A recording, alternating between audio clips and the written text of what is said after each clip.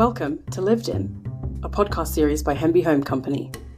Lived In is all about interior styling for the ordinary home.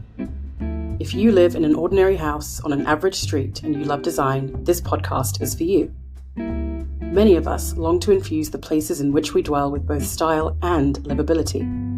But we also have to stick to realistic budgets. What does it look like to live in a space that transitions with you as life does? How do you build equity while creating a space that truly feels like home? And what can you do to make a space yours when it doesn't belong to you? Join me, Femi Koz, a realtor, content manager, and interior advisor, and let's find out. Hello, ladies and gents. Here we are on the 26th of June, 2024, and we're going to talk about how to renovate a lake house. I'm doing something a little bit different in this episode. So this is kind of going to be a mixture between a critique of a TV show and a watch with me kind of episode, except that you're not actually watching and you can only hear my voice. But essentially, the plan is that I'm going to watch Fixer Upper, The Lake House, episode by episode, and talk to you about it and provide some commentary. Now, if you don't like Chip and Joanna Gaines, I am sorry in advance. I promise I don't spend all my time talking about them anyway, so I think there's still some valuable content. But I don't know what else to tell you if you don't like them. I do. I like them a lot. I'm a big fan. And, nobody's perfect, but I'm a big fan of them. And if you don't have an opinion on Chip and Joanna Gaines because you have no idea who they are, honestly, good for you. But anyway, this episode is going to be centered on Chip and Joanna Gaines. So they are of Fixer Upper fame. And they recently they recently renovated a lake house. So what we're going to do is go through each episode of the show. And if you live in America, it's on Discovery Plus. It's not in the Magnolia app because they took all of the content out of there, or video content out of there. But it's also, I think, available on HBO Max, so you can check that out there. This is not sponsored, by the way. Goodness gracious, I wish it was. But let's get into it. Episode 1. Spoiler alert, they bought a lake house. Fantastic. The house is a 1965 built 5,100 square foot house, which I don't even know how to equate that to the size of a home in the UK or in European terms, but just think massive. 5,100 square feet is twice the size, more than twice the size actually, of my house. So it's massive, basically. It has 5 bedrooms, 5 bathrooms, and a pool, and it sits on 1.5 acres. So, already a massive amount of space to work with. In the first episode, Jo kind of pulls up the plans, and she describes the style as a Spanish revival meets mid-century modern, which I saw some Spanish revival in there, but really little. It really is largely a mid-century modern home. Spanish revival style is kind of like arched windows, terracotta roof tiles and curves, and then mid-century modern is very sleek, minimal, low-pitched roof, large areas of glass, very linear and long or wide, or narrow and wide. Doesn't really seem like it works together, but narrow and long, if you will. So in episode 1, Chip and Jo are talking about their plans for the space, and they walk through basically the entire thing, or the majority of it. And then they also do some demo. And really they talk about doing, the main spaces they're talking about doing are like the hallway or the entranceway where you walk in through the front door, the kitchen, the laundry room, and kind of mud room, the rec room, and primary bathroom, primary bedroom. And in that area they are essentially leaving the main bedroom mostly as it is, but adjusting kind of the layout of things, and then also doing obviously the bathroom So in episode 1, Joe kind of pulls out all of the materials for the home, and you get to walk through it and see what they're going to do and get an idea of what the space is going to look like. So a breakdown of that: instead of the wooden flooring in the entranceway, they are going for a terrazzo. They are changing out the staircase rail and the railing that goes all the way up. They're replacing that. They're putting carpet on the stairs, which I will admit, this is an interesting choice to me. I don't know, because I've never had a lake house, but in my opinion, the only place I think I'd really consider putting carpet in a lake house would be in bedrooms, not on a staircase. I think it's because I'm mentally picturing in a lake house, you come in from outside, you're dripping wet, you grab some ice cream or a drink and you head back outside. But maybe that's wrong. And in their defense, this lake house is perched up really high on a hill. It's not right by the lake. Anyway, she explained it that, it's very mid-century to kind of have the carpet on the stairs. So we'll wait and see on that one. And then in the hallway, they were doing a massive tiled wall that went the full length. So it's a full height ceiling, or a triple height ceiling, I think is technically the term. And so they're tiling it alongside the stairs, adding drama, adding interest. Using that same tile in another room, they're adding a really cool funky fireplace in the rec room. They're going to do a built-in sofa there too, which I really like. And then something I did struggle with, she was walking through and saying all the plans, and I'm recording this and I've now seen every single episode, so I know exactly how it turns out. But something that I did struggle with was the different flooring. I personally think that, when you're on a ground floor level, if it's possible in a home, it's the most seamless to have the same flooring just kind of flow throughout. Unless, maybe there's a bedroom on the first floor. So really, in terms of communal spaces, all those public spaces like the entryway, whatever rooms are immediately off of that multiple people might be congregating in, the dining room, the living room, the kitchen, maybe even, if possible, the bathrooms on that first floor, I would have the same flooring flow throughout. I just think it can sometimes be jarring when there are multiple floor changes kind of all around you. So there's my opinion that nobody asked for. But anyway, towards the end of the episode, there is a somewhat interesting debate, at least I thought it was interesting, between Chip and Joe, where they were talking about heights for a pass-through or a doorway. It's not really a doorway because there's no door on it, but it is an entrance, if you will, between two rooms. And so Chip and Joe kind of get into this debate. Do they raise the height of that walk-through to match the window that's right next to it? Do they maintain the same height as all the other doorways that are around, which are lower? And in the end, Joe decided that she was going to raise the height of that pass-through so it matched the height of the window that it was directly next to versus all the others. And again, I've seen what it looks like when it gets to the end, but I think that was the right choice.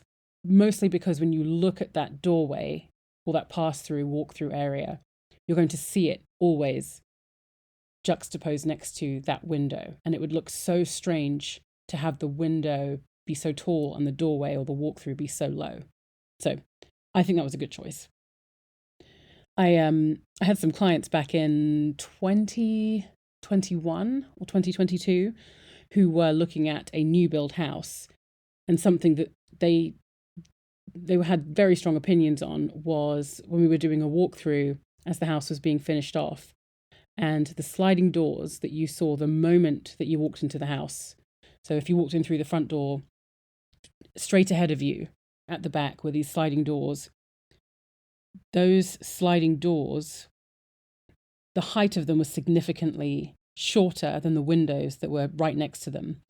And, eventually a trim was added and the trim made up the difference. So that is something to bear in mind. And I think that was a wise choice. However, the doors themselves still looked so small compared to the windows. And I think a larger window would have been nicer. Would have also been more expensive, or would have cost more. It would have been a much cleaner look to have the windows kind of match the height of the sliding doors.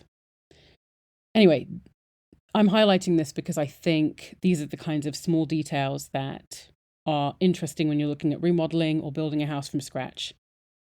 Okay, let's get into episode 2. And don't worry, I'm not going to break down every single thing that they do in each episode, because this podcast episode will very quickly become very monotonous and very boring. Mostly they covered in episode 2 some problem solving around some landscaping and things like that. But there were 3 quick takeaways on episode 2 that I wanted to kind of share with you. So the first one is, if you've seen it, let's talk about this whole pool situation with the lake view and the trimming of the trees. There were trees in the way so that you couldn't really enjoy them from the pool, or the lake view, from the backyard.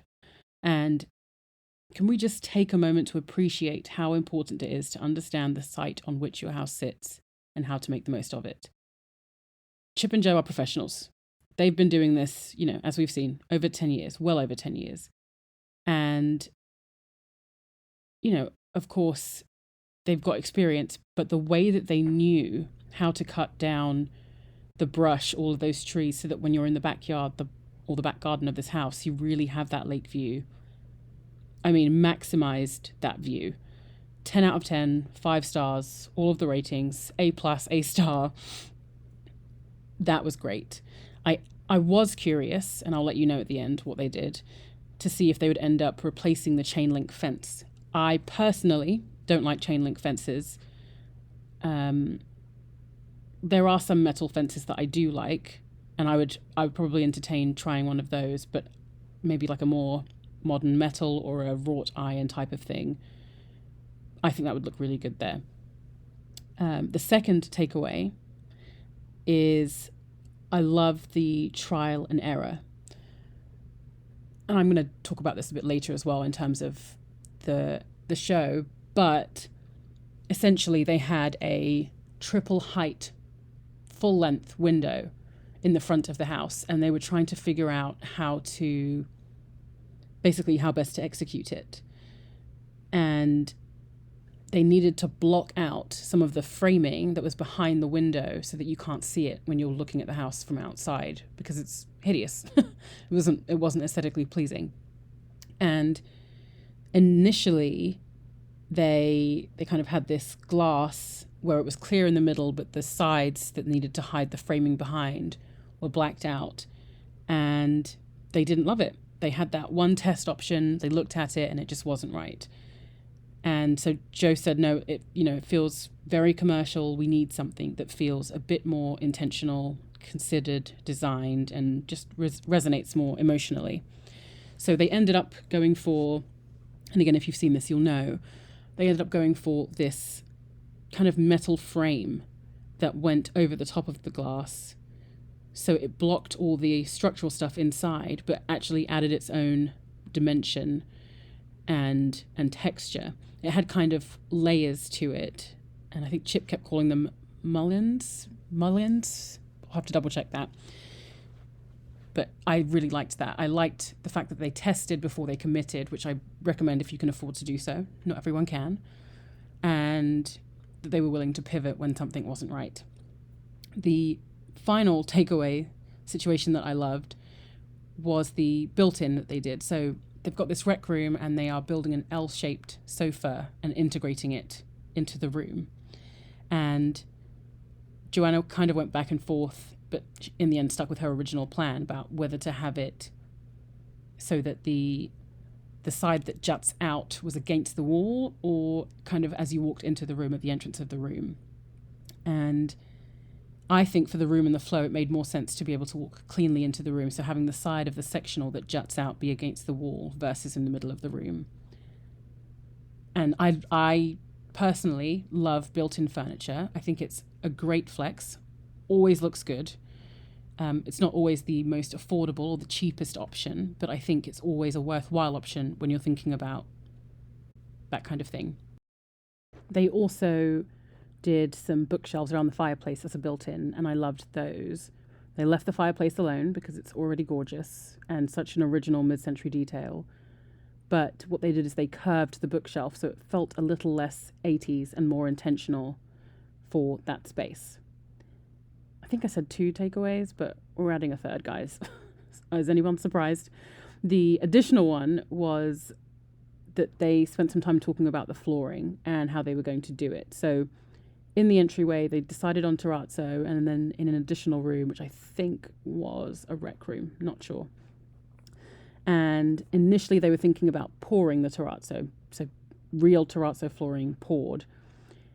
But when they looked at the house, they realized that the way the house is designed is that it doesn't support pouring because it's designed to kind of shift and move. And when you're pouring, you really need a flush, stable, not going anywhere kind of flooring. So they ended up opting for a tile and brass inlays, which turned out really well. And essentially, again, what I like about this is you need to be flexible when it comes to your options, especially if you don't know until you get to a certain point how things are going to turn out.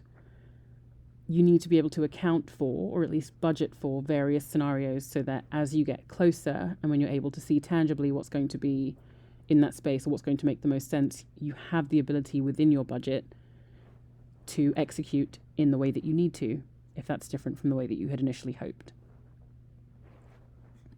All right, episode 3. It's actually interesting going through the episodes like this because they're not doing it in a way that really makes sense. They're telling the story how they want to tell it. They're not telling it in order of how things necessarily always go. So it's chronological still, but the things that they're choosing to focus on at each moment are interesting to me. So in episode 3, I'm not going to even get into everything because none of it is revolutionary. Most of it is just Jo talking to her carpenter about different things. But 2 things that I want to pay attention to or point out. One of them is a piece of furniture that Jo had initially designed to stand up on feet, and then she changes her mind halfway through, and she now wants it floating on the wall. And she talks to her carpenter about it, and he's like, well, I would need anchors in the wall, and the wall's already finished. The drywall is up. It's been sealed. It's been painted. And she's like, well, I can't have them go back into that wall. And so they're kind of at a loss. Well, what do we do here? And in the end, somebody had actually, when they constructed that wall, put plywood in there so things could be mounted to the wall. So that's really helpful. But it's important to know when especially if you have the liberty, you have the freedom to put walls up and that kind of thing, to have at least a decent idea of what's going to go in there, because that's going to inform the way that you choose to construct those walls. It's going to inform where the electricity outlets are. It's going to inform where there are ways to put anchors and things in the wall. You need to have some sort of idea of how things are going to be laid out in a space. You don't have to be 100% tied down to it, but having a decent idea is going to be helpful. The second thing that they discuss that I want to point out is a bench top that the carpenter is making, and he's also tiling it as well, and it ends up going in the laundry room. And he's working with these small tiles, I want to say a 3x3 maybe, or a 4x4 tile. And he asks Joanna, do you want the tiles to be centered on the bench top, or do you want them to go from one end to the other? And the reason that he asks the question is because it makes a difference visually. If the tiles are centered, then that would mean that, the middle tile would be a full square, but the ones on the end would be cut in half, and that's just based on the dimensions that they're working with. Versus if it flowed naturally from one side to the other, there would be full square tiles the whole way across, the whole width across. But when you looked at the center of the bench top, you'd be looking between 2 tiles versus at one in the middle. And so he asked her.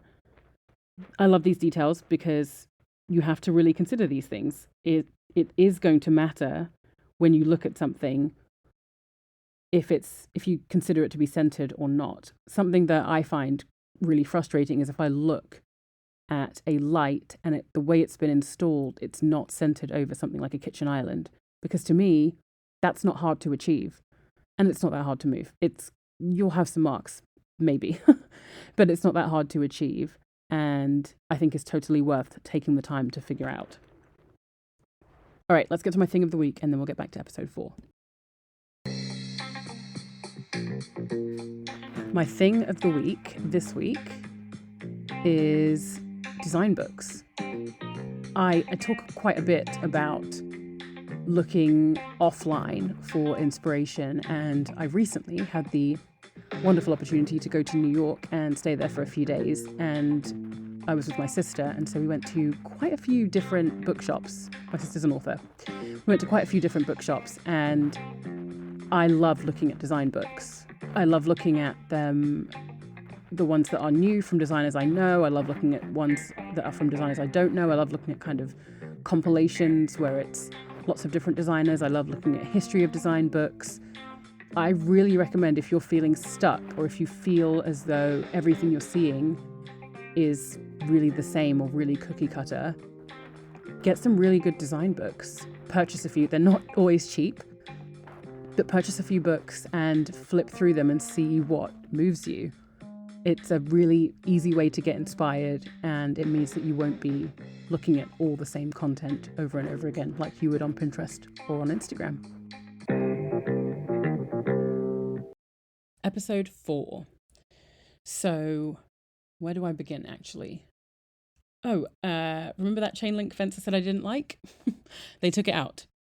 Wasn't serving a purpose and was a blight on the landscape, in my opinion, so glad to see it go. But aside from the chain link fence, the episode focused again a lot on some details, smaller details for the most part. They're finalizing things like the stain on the floors, and they're figuring out the metal work that they're doing that's going in the primary bathroom and going in the kitchen. And they're also looking at gutters on the exterior of the house around the koi pond area. Now, with the gutters, Chip and Jo were kind of having a debate. They were going for copper gutters, or the house already had copper gutters, but they had kind of browned. I don't know if they'd been stained or what, but they weren't the right color or the right style. Chip thought, let's just leave them how they are, or let's patina them so they get that kind of greeny, bluey green look. Jo typically liked patina, but was leaning towards shiny copper gutters because she'd had those recently installed on their own house. And so she asked for a sample of the shiny one because that's what she was really leaning towards, and she loved it. She then asks Chip, what's that going to cost? And he's like, well, to do the whole house is going to be $5,000. And she says, well, we're not going to do that. And so they kind of agreed to just do that koi pond area, and it would be closer to about $1,500, a better compromise.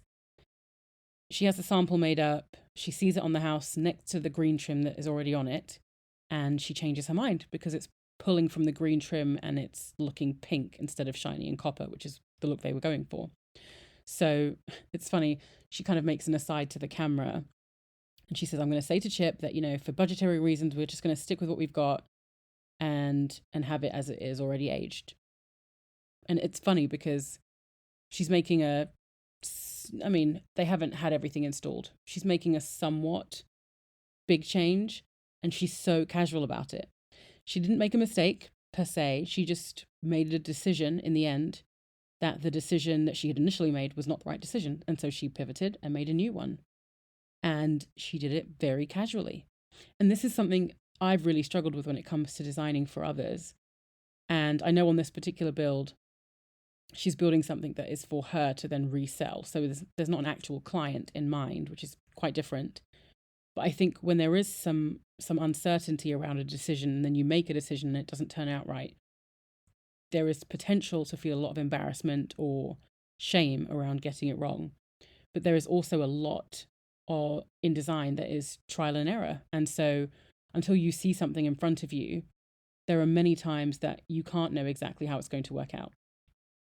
So, for example, Project Edna, the guest bathroom on the first floor, I was looking for the longest time, I was looking for a backsplash, and I actually went, slab shopping with some really great vendors who I love here, C&C. I will link them in the show notes because they're great. But I went with some really great vendors. I went to their showroom, I looked at some different slabs, and they actually installed our kitchen countertops. And so I looked at a few different stones and I picked out in the end a really beautiful quartzite to go in that guest bathroom, just as a backsplash above the sink and under the mirror. And at first, when I got it, I felt like it was too thick. So really for a backsplash, I wanted it to be a lot thinner, maybe, gosh, make sure I get this measurement right, 1.5 inches, 2 inches. And this was significantly thicker. And they couldn't cut it down. It's too delicate of a material, which is fair enough. But I was looking at the shape and it just didn't feel right. So we iterated on it. I took it back to them. I had them reduce the height and curve the edges. And I put it back in place. And I still felt like, it was nice because it mirrored the curve of the mirror medicine cabinet, but it just didn't feel right. And so I left it there again for the longest time. It wasn't adhered to the wall or anything.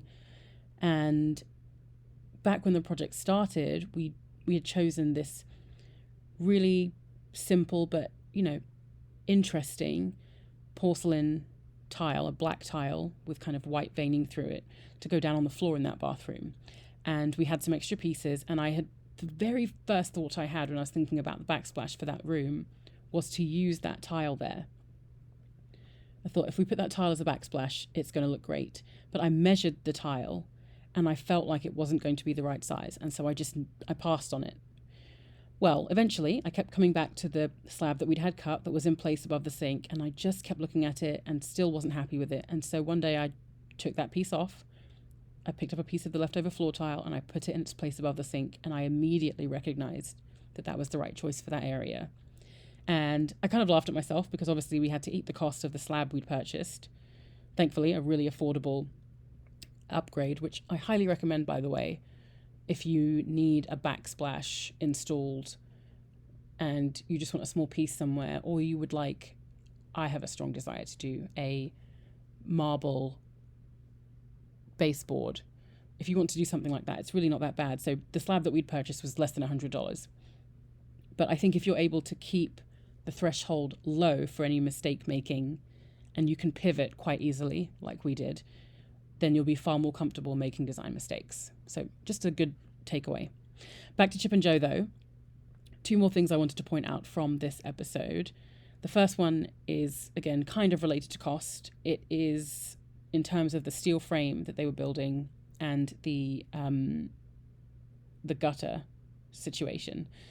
So the steel frame they were building for the bathrooms and the steel island they were building in the kitchen, what Jo really wanted was brass. And at least for the bathroom, she wanted brass in there. But when she spoke with the metal worker, the melder who was going to do all of that, she was told that the brass would be about 2 to 3 times as expensive, which, hey, even Chip and Jo have a budget. It's good for us to know. And so she ended up opting for the powder-coated version.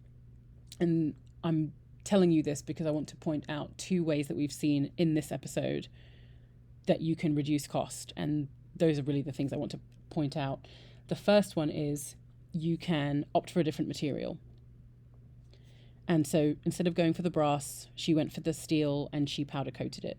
A change of material and a different finish will still achieve the overall look, but drastically reduce the cost. And I love that. And if you watch the episode, you'll see it turned out gorgeous and she was able to save a lot of money. The second way to save money, which was going to happen with the gutters, is just to choose a smaller area. So, for example, I mentioned marble baseboards. I think it's something Tamsin Johnson has done a lot and Disc Interiors have done a lot, and I'll link both of them in the show notes. But using accents of marble can be really beautiful and way less expensive than doing a whole area in marble. So think about things like that. If you want marble in your bathroom, but it's going to be way too expensive to do an entire marble shower, what if you just frame out the pass-through, that area, the doorway, or that walkway into the shower with marble? You still get the marble in there without the cost of the entire shower. So just think about how you can reduce the area in which you use the material that you want to use. The last thing I wanted to point out from this episode is a fairly small detail, and it's about the doorways, the sliding doors that they have going into their library. And what they've done is that they have this reeded glass in a door frame, and there's a curved wooden detail. And Jo said, it's kind of a detail you would have seen in a lot of mid-century style homes. But what she didn't do was just copy and paste mid-century style all over the house. She left room for interpretation. And I tend to think when people, and I've seen this a lot when people think of a style that they're walking into in the house, they'll walk in and say something like, oh, it's so 70s, we're going to just lean into that. And instead of leaning into that, they just throw up the 70s in the space. And it can feel very kitschy and very inauthentic, very staged, and not like a place that people actually live in. More like a shrine to the 70s or a museum versus a house people live in. So I think it's much better when you're able to take certain elements from a design period, for example, and then lean into those in a way that feels authentic to that time period, but also authentic to the time period within which you live. You don't want a house to be a replica of another house in its entirety. You want to take the elements of that time period and bring them in. So, for example, if there were certain types of molding, you might bring those in, or if there were certain types of materials that were used, you might bring those in. But you don't want to be too literal in your interpretation of a time period or a style. All right, let's get into episode 5. The end is nigh, guys. We're getting close.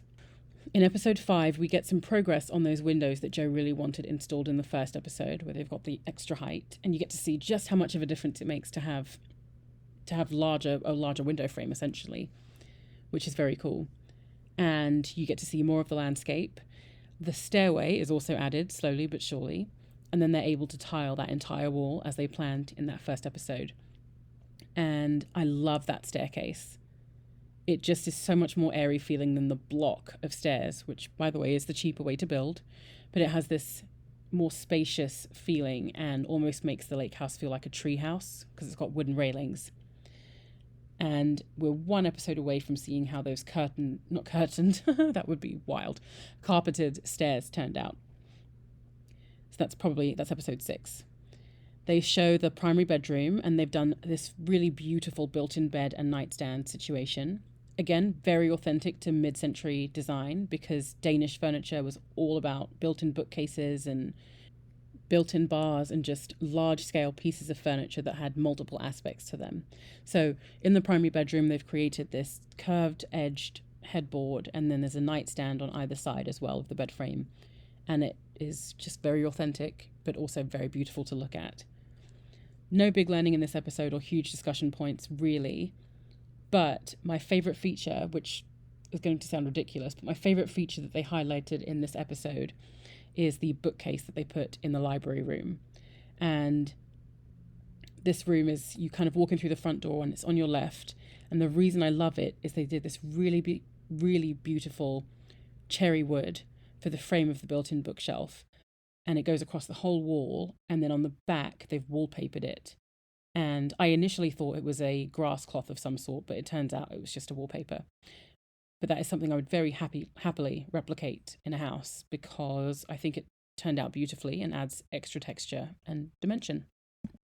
Episode 6, final episode. This is when they have the whole big reveal and they've finished everything in terms of like the front door goes in, all the windows are in, they start staging it all. And, they have this really emotional reveal with Robert Griffin III and Tim Tebow and just a bunch of people that they've worked through over the years, which I'll be honest, I got a little teary-eyed when I saw everyone that they'd worked with over the years, just like Clint Harp and Shorty and people they'd done flips for over the years. That was very cool. But of course, episode 6 is really about the house. Well, I can't say that. It's also really about the house. And I'm going to give you a rundown of kind of my favorite spaces or favorite areas. I love that hidden pantry. It's not because it's hidden. I'm somewhat over hidden spaces. Like, I just don't know that we need that anymore. I think it is overdone, especially with pantries, which is kind of funny. But I do like that hidden pantry. I think it's beautifully executed. I also love, speaking of the kitchen, the wall of kitchen cabinets, which is kind of where that hidden pantry is and where the fridge is and all of that stuff. It's just really beautifully executed, which I obviously appreciate great craftsmanship. And actually, speaking of great craftsmanship, all of the built-ins, all of the woodwork that has been done in that house is exceptional. Like top tier, really well made. I will never tire of seeing beautiful, solid wood furniture. And they knocked it out of the park. Every sliding door, every bookshelf, every cabinet, it's all wonderful. I love the living room and that fireplace. They plastered over it, which I think that's a fair update, and I think it looks great. And just the view out of those windows that Joe was so uncompromising on is worth it, 100%. It's a light-filled room. It feels spacious. It is a room I would enjoy sitting in for hours on end. Another room I'd enjoy sitting in for hours on end is the rec room. That's where they did that built-in sectional in a really nice green, and they had the retro-looking fireplace. Just looks outside and feels like a spot where I would entertain. They had a record player in there. I would put music on and have friends over, and we just hang out in there and talk for hours on end. It evokes that kind of feeling. Two more things. The carpet on the stairs. I was picturing it differently than how it was executed in those earlier episodes. So actually how it was done is the stair treads are separate in the entryway going up the stairs. So you can see in between each one, which really reminds me of Scandinavian design, actually. And so they just wrapped the stairs in the center of each tread. The stairs are wrapped in carpet. And it actually turned out beautifully. I still don't know that I would necessarily do it at a lake house, but it looks gorgeous, even though it's green. And controversially, I like the built-ins in that primary bedroom. I like the closets, but I do not actually like the room.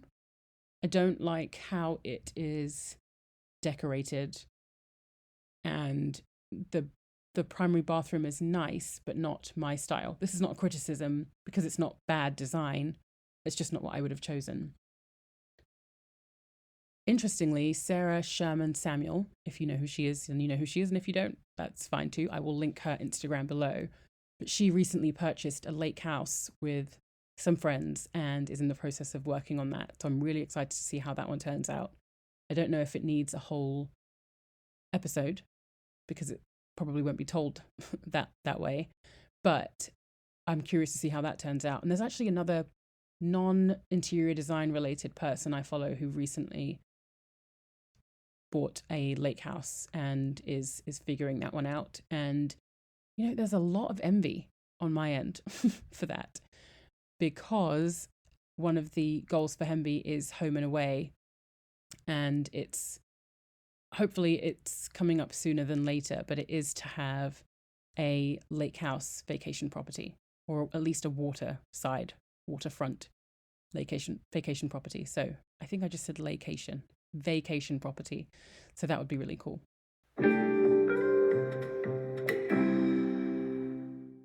Anyway, that is it for episode 12. And that's also it for season 2, which is kind of insane. But I'm excited because I'm hoping to have quite the number of really cool interviews coming up that will enable you / empower you to start working on your own homes and your own yards and your own dreams for season 3. So that's going to be really cool, and I'm looking forward to that. We will be off for the month of July, so there will not be any episodes in July, but we'll be back in August, and that's when you can expect to start hearing from us again. Until then, have a great summer, enjoy the great outdoors, and take care.